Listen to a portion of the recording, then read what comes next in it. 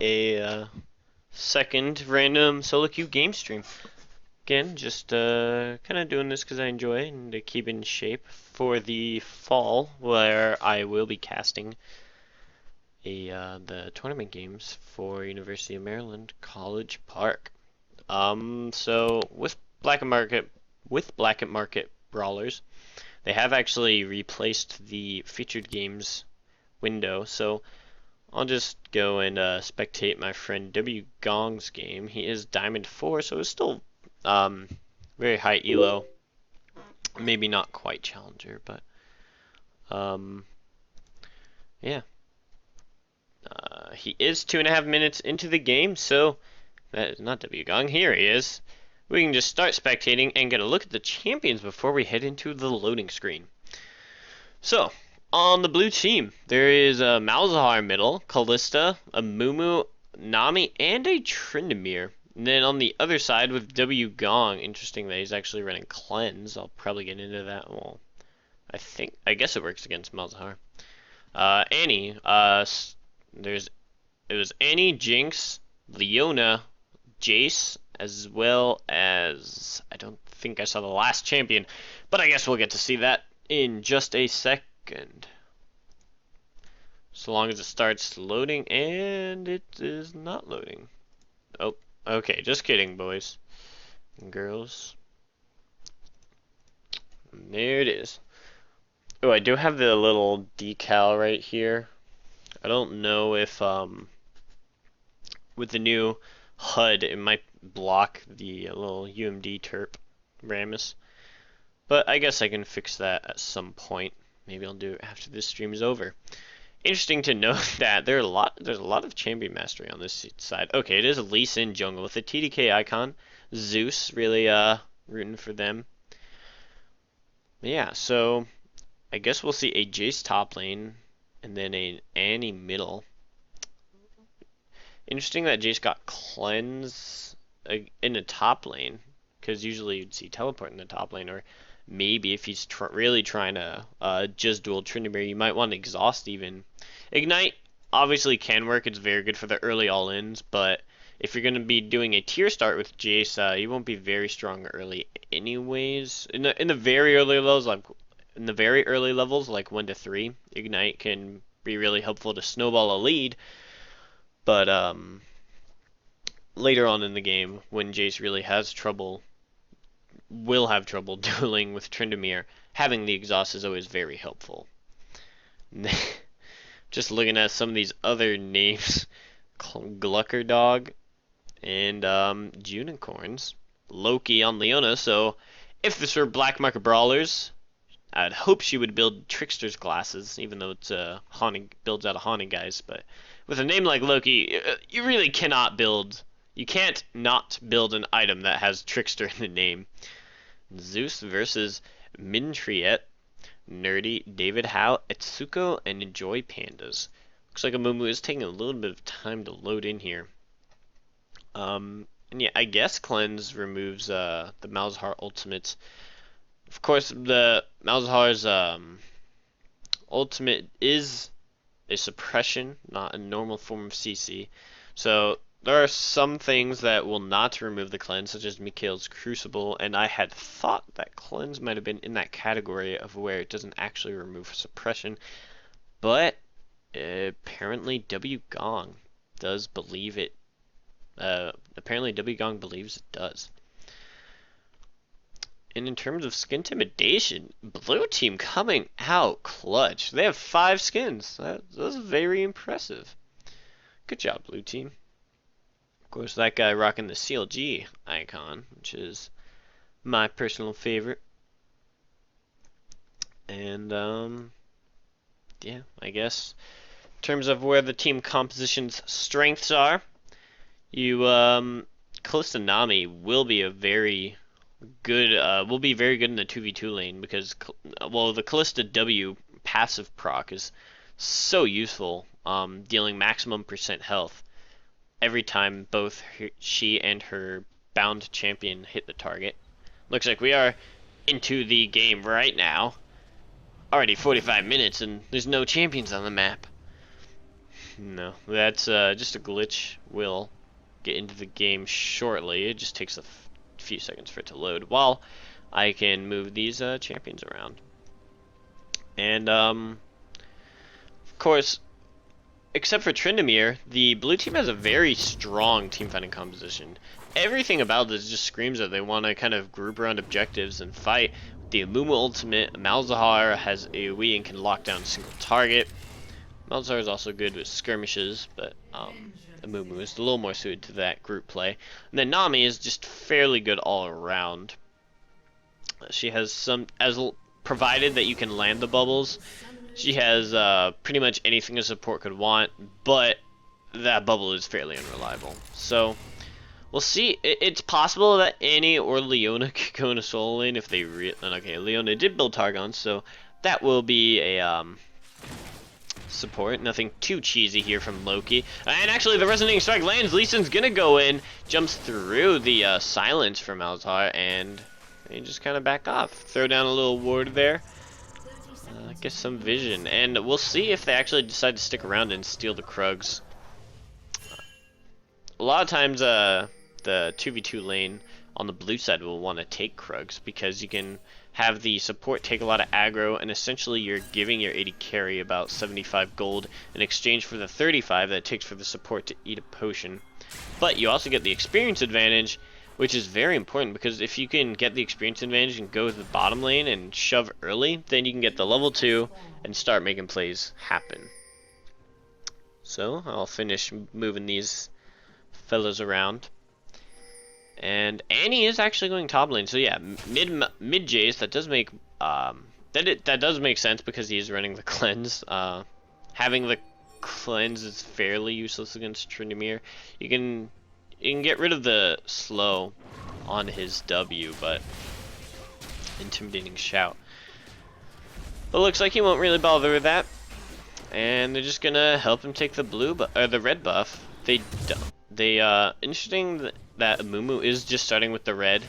A lot of times you'll see junglers like Amumu do that because it allows them to clear much easier when they're on the on whichever side they're on, because you can smite the red for the health back and save your potions. And actually, Leona going aggressive. She did start Zenith Blade in the bottom lane. You can see Enjoy Pandas gets ignited by Annie. Glucker Dog flashes forward. Is that going to be enough? Yes.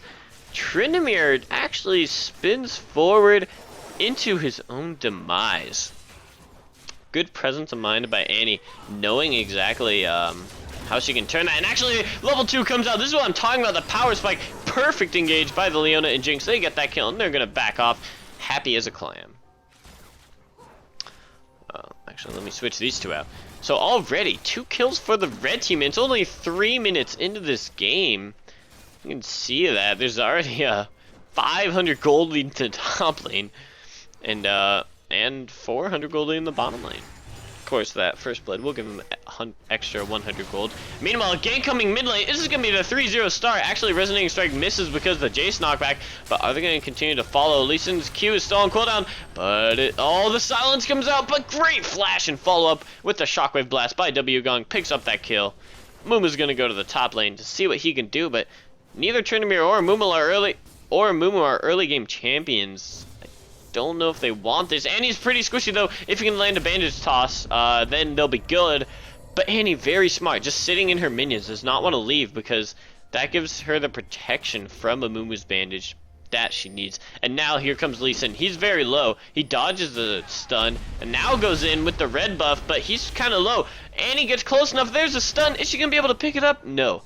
Flash comes out from Amumu. Oh, and the flash Resonating Strike. Great job by Lee Sin.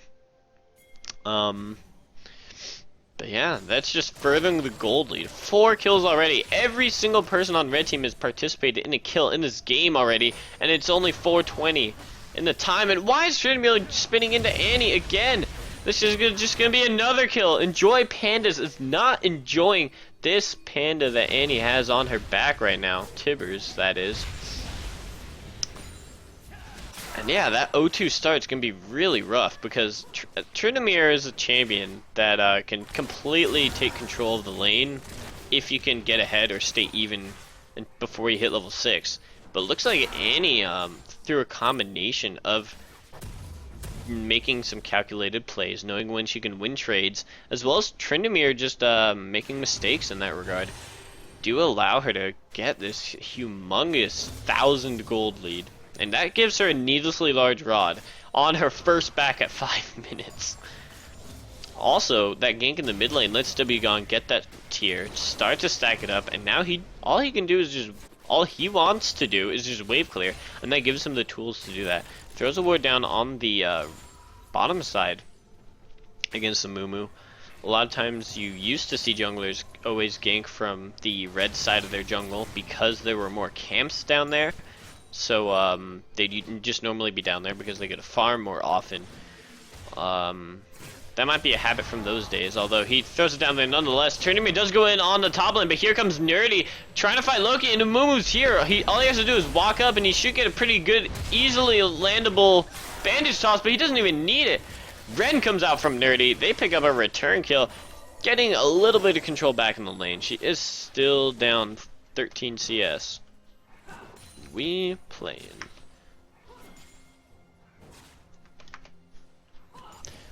I'm just casting for funsies. Now actually Lee Sin gonna be trying to get onto Mintriet.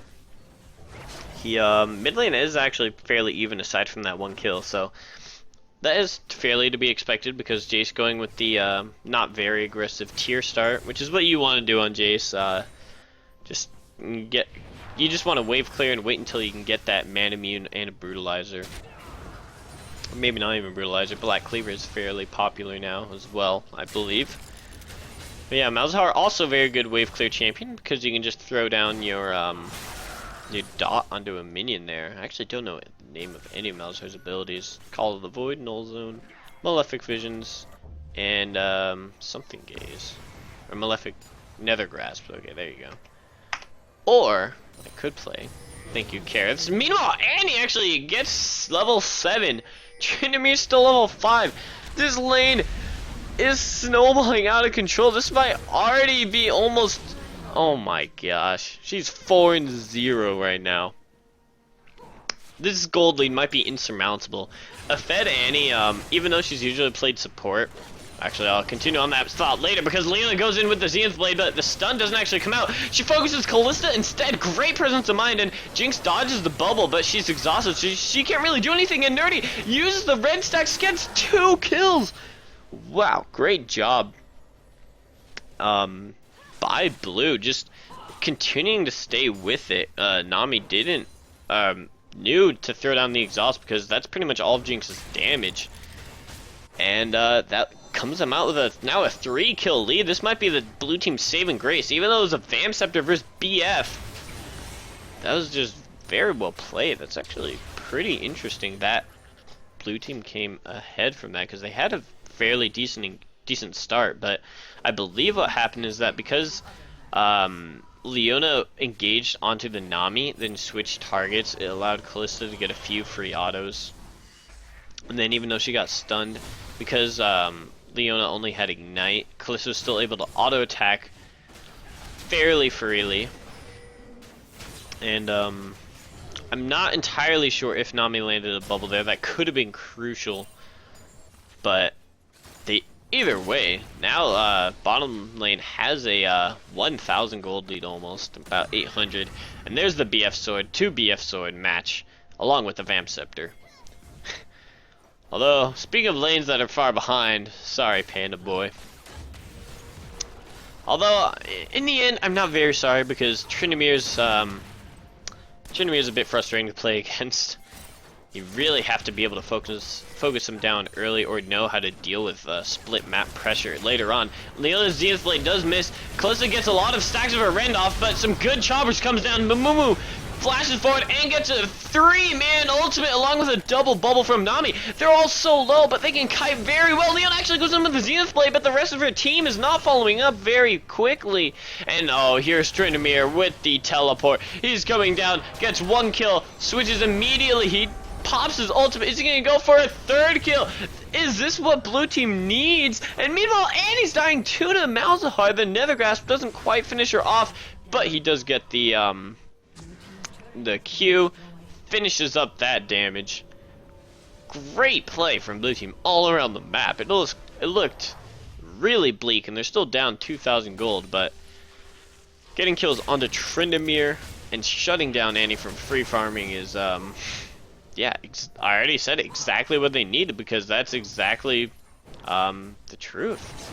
And now Kalissa's going to be picking up that CS middle, extending her CS lead a little bit, because she doesn't want to go too deep into this bottom lane.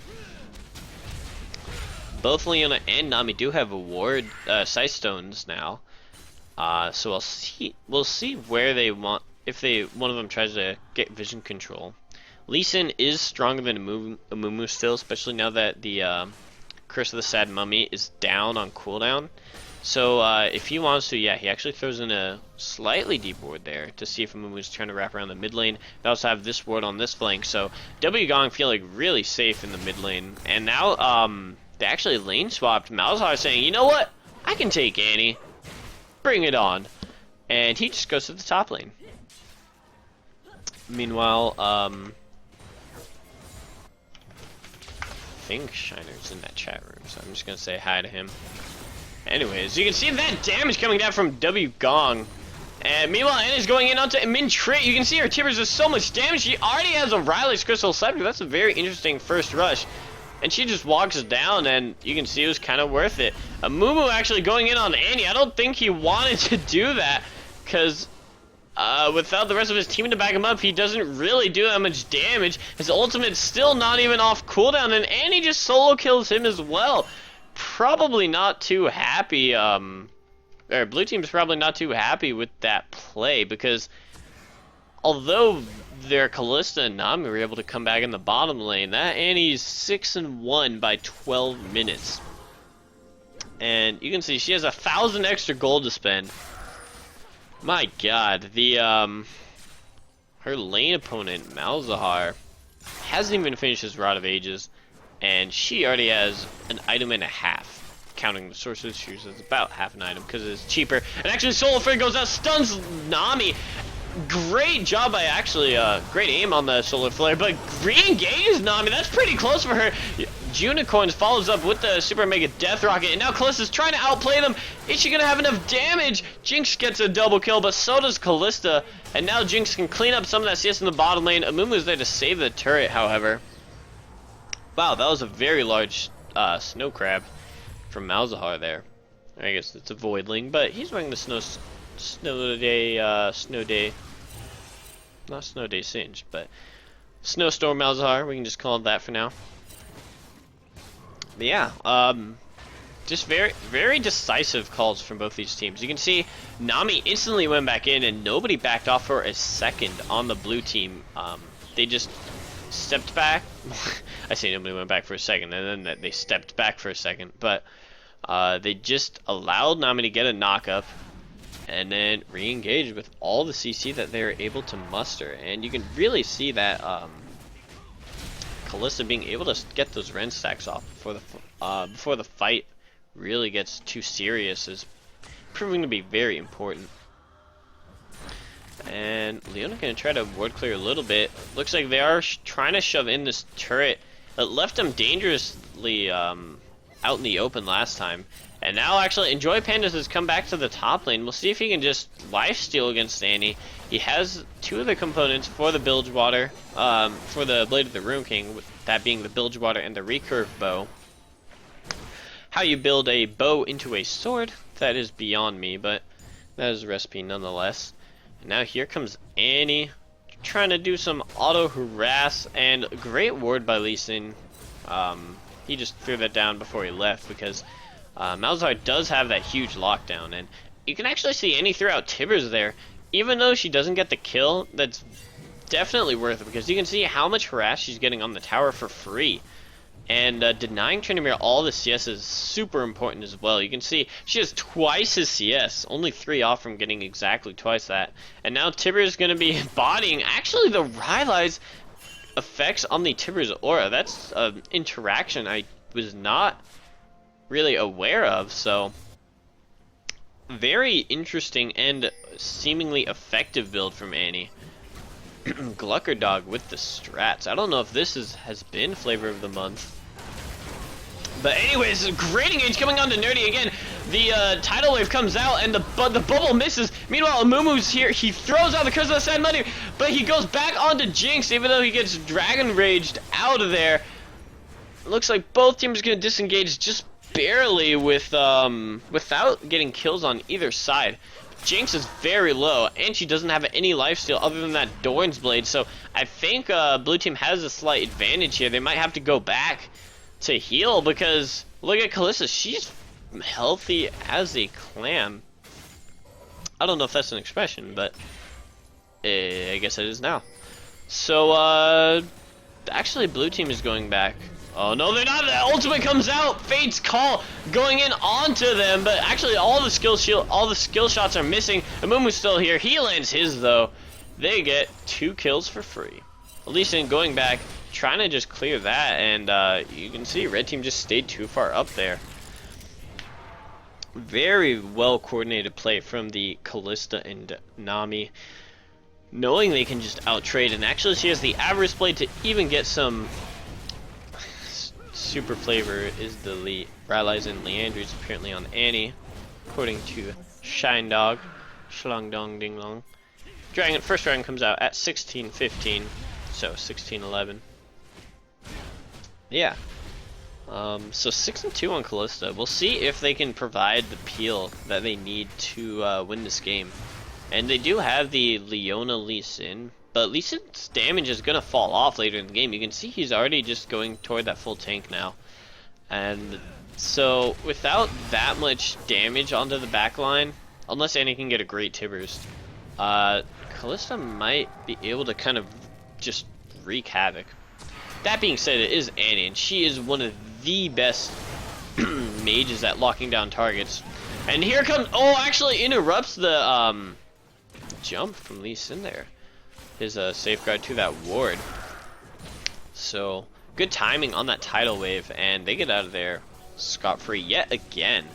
Nami did have to burn flash, but then again, so did Lee Sin, so very well played by the blue team. There's just that one early hiccup, and they've been playing it very solidly after that. And this huge sustain with the Chalice and the Bloodthirster is just means that the longer that blue team stays in lane, the more they'll be able to win. And actually, the Bandage Toss lands onto Lee Sin, and so does the bubble. Here comes the Fate's Call, comes out and knocks up Leona, trying to peel a little bit. Jinx gets 1 kill. Is it going to be enough to get the second? The Exhaust comes out now that Lee Sin's already down, but here's Jace on the backside. Is he going to be able to keep roaming? Looks like Loki has killed Nerdy, and the tower's about to go down, so he's going to get that too. And then everything turns around for the red team. Great roam by Jace. It split up the blue team entirely, allowed them to focus down Kalista. They get a turret as well as 3 kills on the backside. And here's Malzahar trying to fake some wrongdoings, but he might be a little too close. The Soul Fire's still up, and that means he gets instantly popped. W-Gong's 3-0, while Jinx is back in the game at 5-3. Ooh, Tibbers doesn't quite stun him, but forces him out of lane yet again, like I was talking about. So she is 70 CS ahead of Tryndamere, and he does have his Blade of the Ruin King, but Annie has enough to finish her second needlessly large item. With that second turret gone in the bottom side, that can give him the freedom to just ward up this entire jungle. And you can see Nami trying to clear that out a little bit. They do have one still in that entrance bush, as well as the tri-bush. And a little cheeky one there, just for Malzahar earlier, I believe. But yeah. We'll see if they just continue to do that. Lee Sin has really been warding this bush a lot. And it might be better now to ward in this that one, just because they have the mid lane turret already, so the jungler will probably be taking safer routes around the jungle. But he puts it there nonetheless. Baron's up in 30 seconds. I don't think anyone's that far ahead that they want to try something that sneaky. And Kalista will go back now. She has over 1,000 gold, so gonna finish up her Static Shiv and then get something else, probably building toward that Last Whisper, or maybe even some MR. No, she will be going Last Whisper. You don't want a third item MR, even if Annie's 6-1. You want to be able to kill things. And oh, Tryndamere does get that turret, so a little bit of he's got a little going for him. They do have 4 wards in this topside jungle, and you can see, yeah, they're botting their way through, putting some of these deep wards. I think they want to set up a siege mid lane. They're going to throw this minion into the inhibitor turret and force blue team to roam down. And actually, Lee Sin wants to back up here. Doesn't have the support of everyone. This would be a 3v4 if they were to engage right now. So it's getting pretty dangerous, but Lee Sin goes in, safeguards out to his side stone, but Leon a great flank from the backside. The Chompers actually don't activate. Amumu forced to burn his ultimate, and the Dragon's Rage kicks him away. And Super Mega Death Rocket doesn't hit. Meanwhile, Tryndamere ignited Jace, but now here's Kalista, super strong. Actually, Jace still lived somehow up there, but Kalista going really far forward. She's just 1v4ing here, and tries to use a Fate's Call to get Nami in range. Is that going to be the auto slow? Yes. One of them is stunned, but that one is not Kalista, and that means that she can pick up that kill and keep going mid lane. Where is the knockback from Jace? I guess it was on cooldown, but Enjoy Pandas gets his second kill of the game. This might mean that he might be getting a little bit okay, Sonic Wave picks that up, and Gluckerduck will be grabbing the blue. Sorry, Jace, but you're not 6-1. You're only 3-1. Come on. Yeah. That kill on the Tryndamere is very important, because if he can start to just assassinate people, regardless of how far ahead Annie is, oh my, that was, she just rolled over him, rolled over her, I guess. But yeah.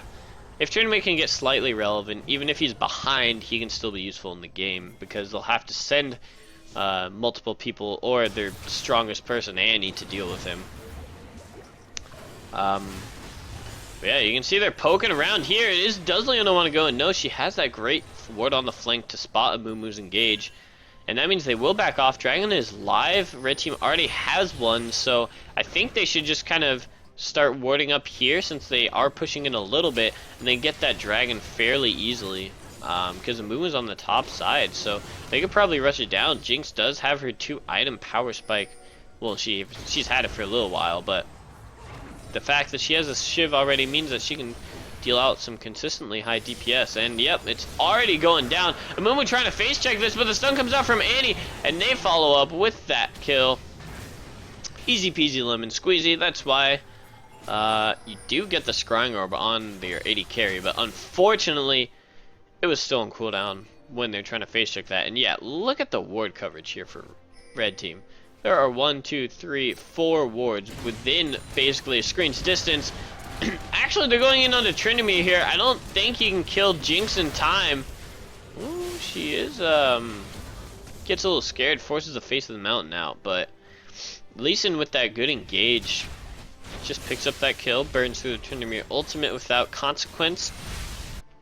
And they don't have pressure on the opposite side of the map, so they might want to back off a little bit until Annie can shove that in, or Jace. But actually, Kalista gets a little too far out, so that means they can just engage on their under turret. Jinx picks up that kill before the ultimates even come out from their blue team, and now David Howe's in danger. Does she get another critical? It doesn't matter, she was low anyways. And then Jinx following up another, is that triple kill? Yes!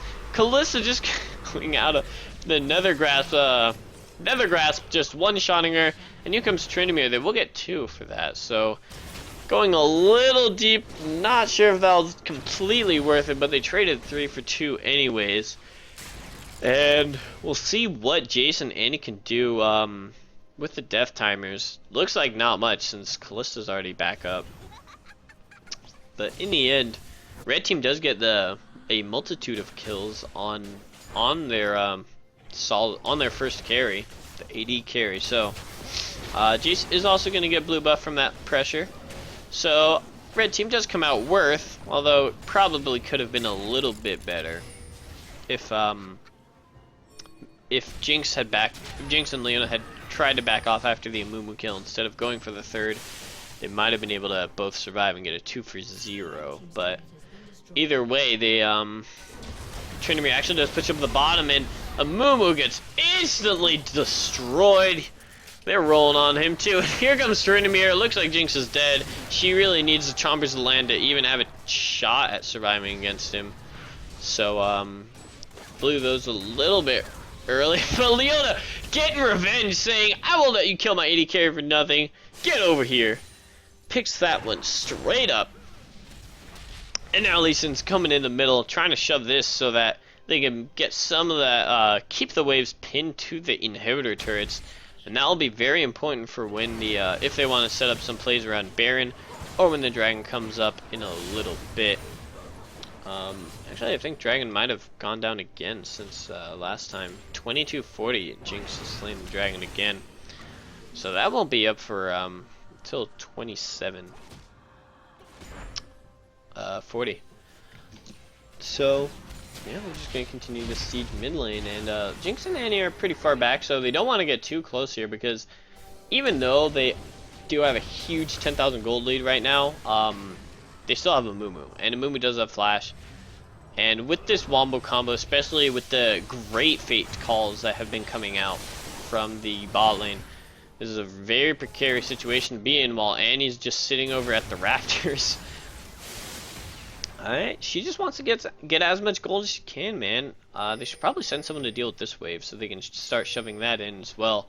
But they do have the bottom lane slowly pushing. So if they can set up vision here and just bait the Baron, they could probably get some picks. But it looks like blue team isn't. They're kind of spending some time mid lane. They're going to try to rush the Baron down, starting at half health. Where is blue team? Leon's going to try to fend them off. Baron's almost going down here. They do get the Baron Nasher. Great DPS coming out from Jinx, and actually they're flashing into stun Kalista, but the rest of the team isn't close enough to follow up. Lee Sin actually goes in, gets a Dragon's Rage and the kill onto Kalista with the anti-timbers. They're cleaning through everybody. As long as they can get Tryndamere, they'll be golden. They're just gonna kill him. His ultimate does allow him to pick up the kill onto Jinx, but they have Jace. They really don't need her anyways. Jace is 6-1 now. Annie 10-1. Leona can just tank it. Actually, that's Lee Sin tanking it. But yeah, Zeus saying, you cannot catch my goose. And he's going in for the inhibitor. They're going to pick that up. Great job by them. And now they still have Baron buff. So, surrender vote failing for the blue team. They do have the potential to make some plays, but they need to make sure that they spread out and don't get AoE, timbers, because that is the worst case scenario for the blue team, with the Solar Flare follow-up especially. So now they're just gonna spread out a little bit. Really great vision coverage again by red team. They've been on point throughout the enemy jungle, just being able to clear everything. And now Nami will get some of that back, but I'm sure that with Dragon coming up in 30 seconds, they're just gonna walk right down and get some. And that one thing that people think about when they think about Lee Sin jungling is that obviously his damage falls off and his engage isn't as reliable as many of the other junglers, but because Sightstone is a core part of his build, just to allow him to ward jump, that does actually give you more vision control than other junglers such as Rengar would, who don't build Sightstone. So Enjoy Pandas finds a Jace, and he's gonna get knocked back here, but W Gong trying to walk away. He does have to burn his flash, and trading the flash for the ultimate on Tryndamere. That will be worth if they can actually get the bottom inhibitor, I think, because Tryndamere cannot hope to engage without that ultimate. So even though the flash is a much longer cooldown, if they can snowball this lead into a point where it's blue team cannot come back, I think that will be worth. Now actually Leona lands the Zenith Blade onto Kalista, and the Solar Flare doesn't quite get the stun off. Meanwhile, Nether Grasp is going onto somebody, but not quite finishing off Annie. But here's Jinx. She's untouched this entire fight. Gets a field goal with her rocket, but Jace is not. He's trying to pick up kills here. 7-1. That's the second inhibitor. You can see Tryndamere absolutely useless without that ultimate. That's why it was worth to trade the flash. And now, Jason, Annie had been holding on to that Tibbers that whole fight. They pick up 2 kills. Everyone's down 4 for 0, and that will be the game. Great positioning by Jinx in that last fight, as well as the Zenith Blade landing onto a Kalista mid-dash was phenomenal. And yeah, you can see, even though Kalista's mechanics and lane were extremely nice, that was the second time, I believe, at that bottom inhibitor that she just went a little too far up and got caught out yet again. That being said, it would be much easier for her to stay back and remain safe if they had a top laner that had presence as a front line. So, obviously a lot of contributing factors, but I believe those two were what Red Team really exploited there. Tryndamere not being able to be in that fight forces Kalista to try to go up to wave clear herself, which then actually Malzahar should be the one wave clearing. Kalista probably doesn't even need to get into Zenith Blade range, but anyways, great snowballing from the Red Team. You can see the damage dealt is Annie just barely got eked out by Jinx, and Jinx was getting so much free damage in those fights, because when Tryndamere isn't diving on you, they really don't have anything else to get on the back line, save a great bandage toss flash by Amumu, but even then, that's very difficult to pull off. Anyways, that was the second solo queue cast, I believe. And yeah, I hope Shiner enjoyed the cast. He's the only person that saw it, or probably will ever see it. That was a little bit awkward in talking in the beginning of the game. I'm a little rusty. It's been a little while since I've casted, so that's why I wanted to do so. And guess I'll see you guys next time.